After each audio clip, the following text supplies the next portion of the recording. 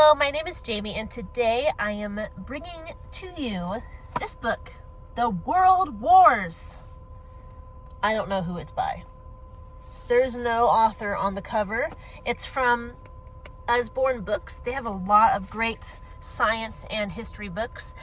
I've been going through American history for my boys for quite a while now. We're getting to the end of our unit and we're going to go into world history. So we just finished the World Wars and we have a bit at the end of American history before we move on to world history. So this is what we finished like last week, but it contains both World War I and World War II. There are 238 official pages in this book, I guess you would say.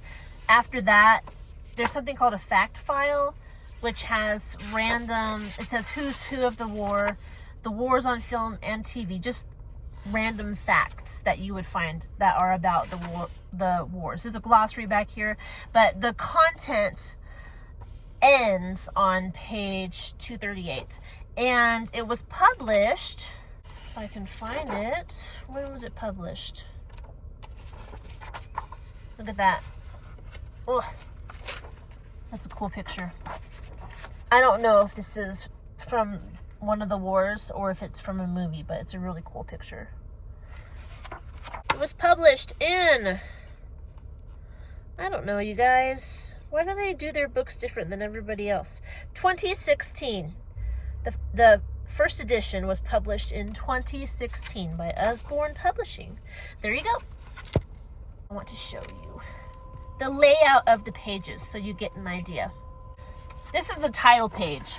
In between the sections, they'll have these title pages, and they're really cool like this. They're actual photographs, some from the wars themselves, but they also have photographs from movies that took place during the wars, and they used those pictures to kind of make it more visual for the person who is learning about it.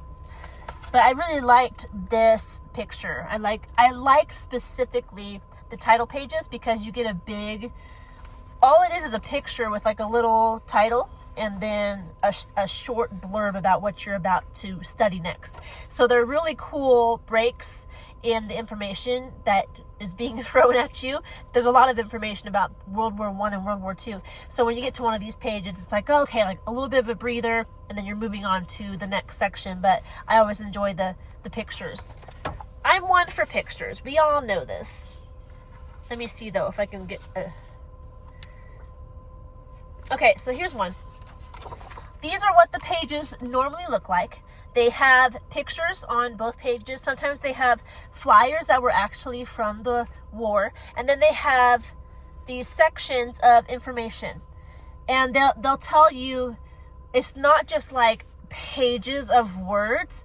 They're always, if you can see, they're always divided into these little sections. So they'll cover like this part in summary and this part in summary, because everything that happened during World War I and II, there have been books written on just like battles and countries specifically.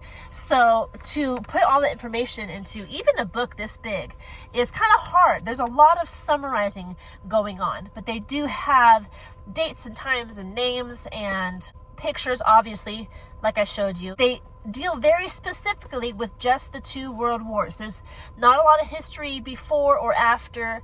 They just talk about what led up to the wars and a little bit of what happened immediately after the war. Like how did the countries get back or start trying to get back to normal. So anything outside of that is not covered in this book. This is specifically World War I and II. So again, there's another title page. I want to show you a few of the pages. But some of these pictures overwhelmed me. There was a picture of one of the concentration camps, and there's this huge crowd of people, and the caption read that these people were about to be led into the gas chambers. I'm like, oh my gosh. Just crazy what went on. Here's over here, I don't know if you can see, a little cartoon. A lot of people, kind of like how we do memes nowadays, nowadays, but back then people would do these kind of satire cartoons when they were dissatisfied with government or with the war or with certain people. They would put these little cartoons like in newspapers and such, and that's how it spread, because it didn't have the internet to spread memes like we do now. They would put them in books or in pamphlets, or they would put them on like a hard copy on walls in magazines, newspapers, stuff like that. That's how they would put out these little comics that were a commentary on the political atmosphere, the wars, religion, whatever was going on at the time that people were dissatisfied about, and they would make comics about it. Sometimes they would be distasteful, but a lot of times they would use humor to talk about a very real thing that was going on. And it drew people's attention to that thing. This is, I don't know, it's just a nice picture of remembrance. Here's one of the battlefields. After the battle was over, all these poppies grew on the battlefield, which was really cool, kind of like a natural remembrance.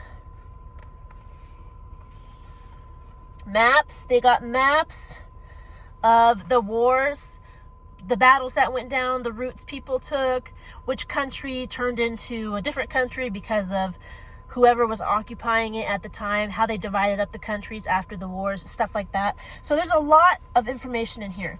If you're not going into like a deep dive study on the world wars, this book is perfect for an overview. If you just have no clue, or if it's been a while since you actually read about or talked about what happened in the world wars, then this is a good one. It's a good one to see kind of what was going on at a glimpse, but you get enough information to know that it was not a good thing, and it talks about the leaders who were on what side of the argument in both World War I and World War II. But yeah, I recommend it. I took my boys through it and we learned a lot. It's been a long time since I talked about the world wars, and it was nice to get a refresher on what happened and how it affected the world, and how World War I kind of led to World War II, and how it led to the world we have today. It's a lot of good information. So I do recommend it. I almost always recommend Usborne books. They have a lot of great information.